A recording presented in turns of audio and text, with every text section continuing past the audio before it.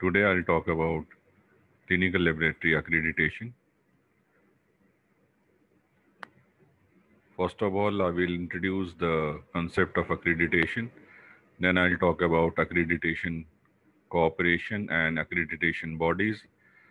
Then I'll talk about quality management system and standards. Then finally, I'll talk about accreditation process. So accreditation is the formal recognition, authorization, and registration of a laboratory that has demonstrated its capacity or capability, competence, and credibility to carry out the task it is claiming to be able to do so. So, laboratory should be capable of performing tasks which it claims to be able to do so. It provide feedback to laboratory as to whether they are performing their work in accordance with international criteria for technical competence. The concept of laboratory accreditation was developed to provide third-party certification to a laboratory that a laboratory is competent to perform the specific test or type of test. Laboratory accreditation is a mean to improve customer confidence in the test reports. So, accreditation cooperation and accreditation bodies. International Laboratory Accreditation Corporation is one body which is apex body of the world.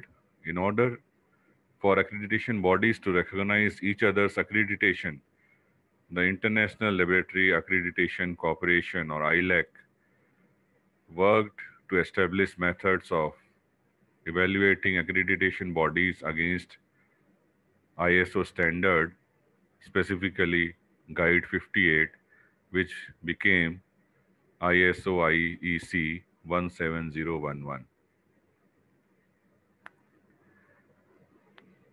In addition to the apex bodies, ILAC, there are various regional bodies around the world, geopolitical regions such as European Community, the Asia Pacific, the American.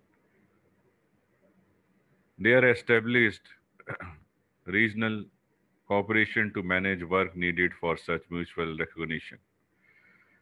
The regional bodies which all work within the ILAC umbrella include European Accreditation Corporation, the Asia Pacific Laboratory Accreditation Corporation or APLAC, Southern African Accreditation Corporation, and Inter-American Accreditation Corporation. In India, National Accreditation Board for Testing and Calibration Laboratories, that is NABL, it is under Ministry of Department of Science and Technology. NABL provide laboratory accreditation service to laboratories that are performing tests or calibration in accordance with ISO 17025 and ISO 15189. ISO 15189 is specifically for medical laboratories. NABL have released the accreditation in ISO 701 just before. NABL requirements of Asia Accreditation Corporation, Amazon, which require the applicant and the accredited laboratories to take part in recognized proficiency testing program in accordance with Guide 43.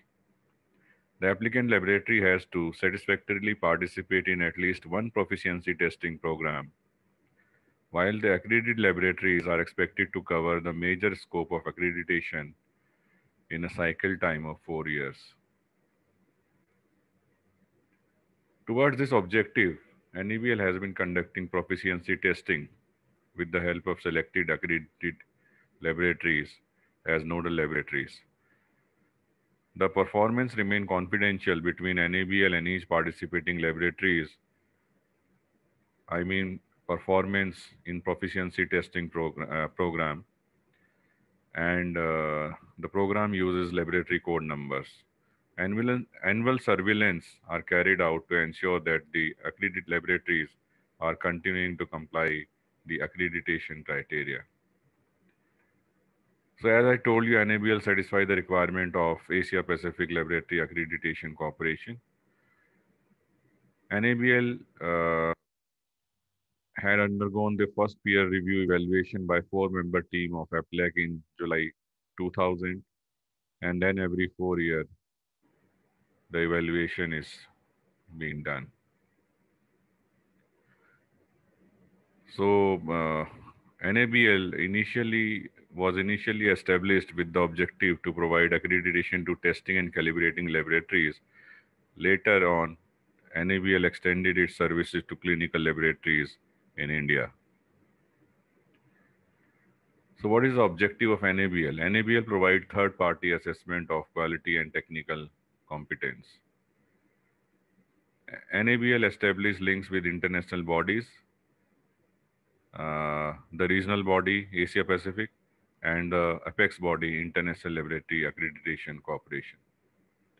This is the structure of international bodies. This is the apex body, ILAC, then regional body, APLEC, and national body, NABL. This is regarding India, and there are other regional bodies in the world. Now I'll talk about what are the quality management system standards. So quality management system standard include ISO 9000. It is quality system series. It is the parent document for quality management system standard. Then comes ISO 17025 for testing and calibrating laboratories, and ISO 15189 for medical or clinical laboratories. ISO 17025 is the main standard used by testing and calibrating laboratories, I told you. The standard was first published in 2001 and on 2005. Then the international standard currently followed by NABL is 15189 for medical laboratories. So ISO 17025 or ISO 15189, they are the basis for accreditation from an accreditation body. A prerequisite for a laboratory to become accredited is to have a documented quality management system. Unlike most ISO standard for systems, third-party auditing and appraisal of laboratory is not usually carried out by certification body, but by the national organization responsible for accreditation. Laboratories are therefore accredited under ISO 17025 rather than certified or registered. In short, accreditation differs from certification by adding the concept of third-party accreditation body. So what is inside ISO 15189? There are two main sections of ISO 15189. First is management requirement and the other is technical requirement.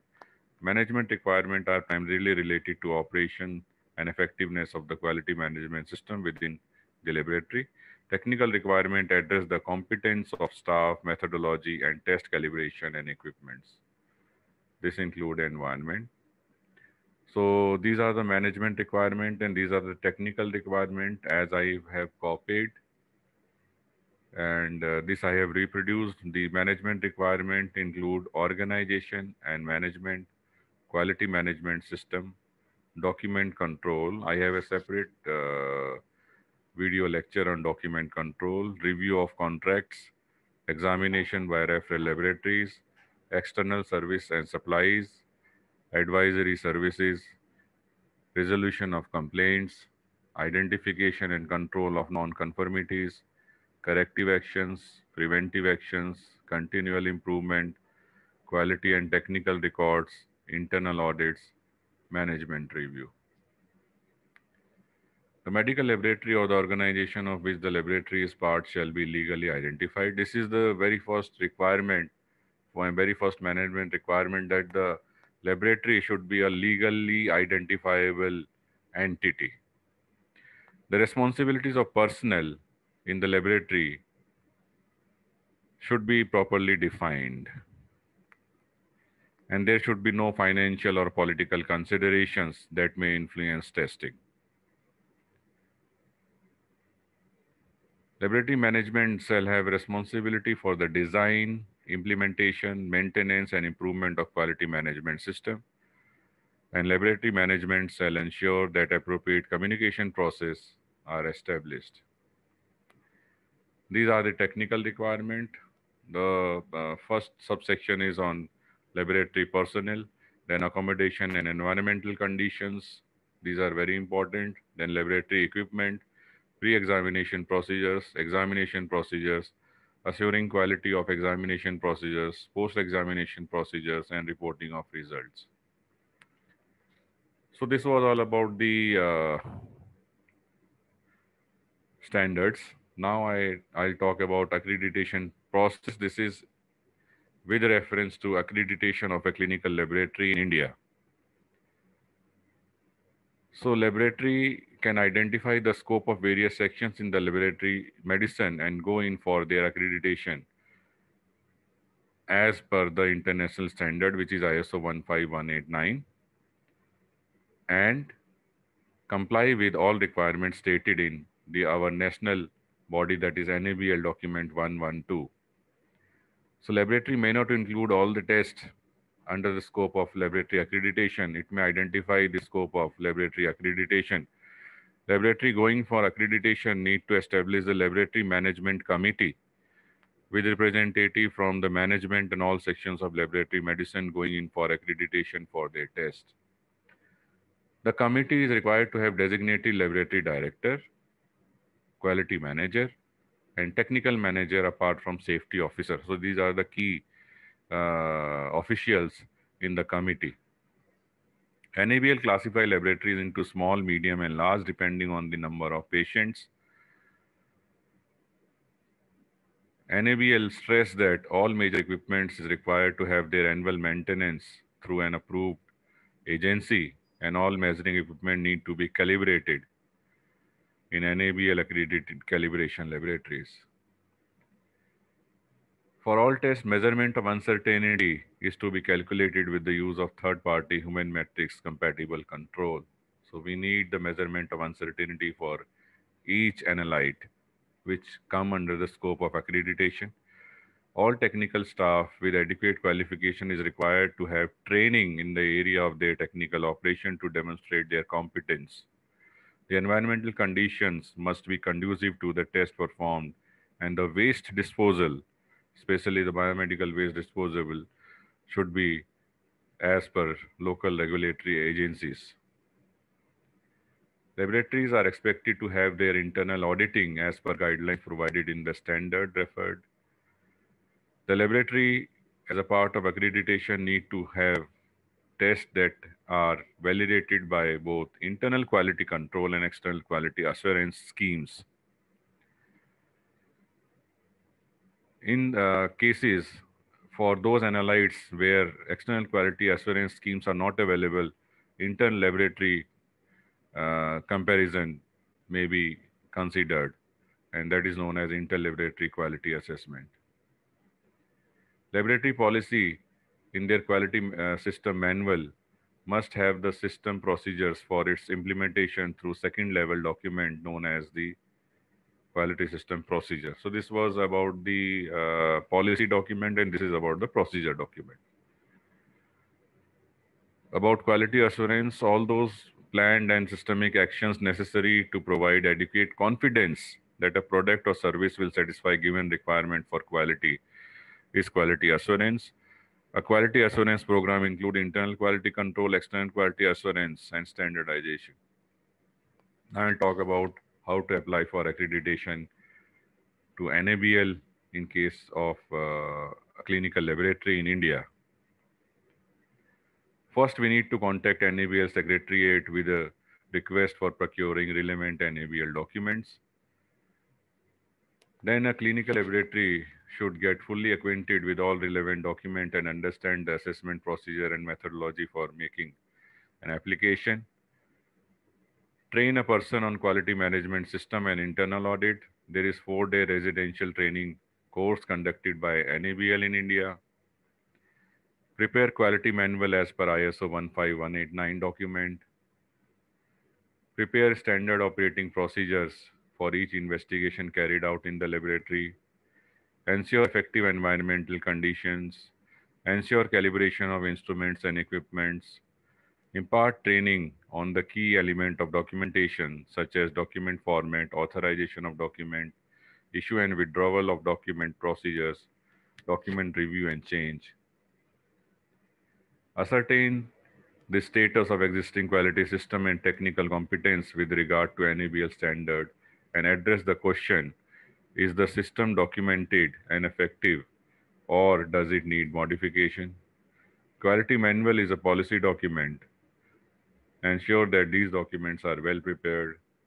Ensure proper implementation of all aspects that have been documented in quality manual and other documents. Incorporate internal quality control practice while patient samples are analyzed. Document internal quality control data as well as uncertainty of measurement. Maintain Levy-Jenny chart, which are based on Westgard rules. Participate in external quality assessment schemes. Document corrective actions. Conduct internal audit and management review meetings. Then apply to NABL along with appropriate fee as prescribed from time to time. An applicant laboratory is expected to submit the NABL 5 copies of application and 5 copies of quality manual.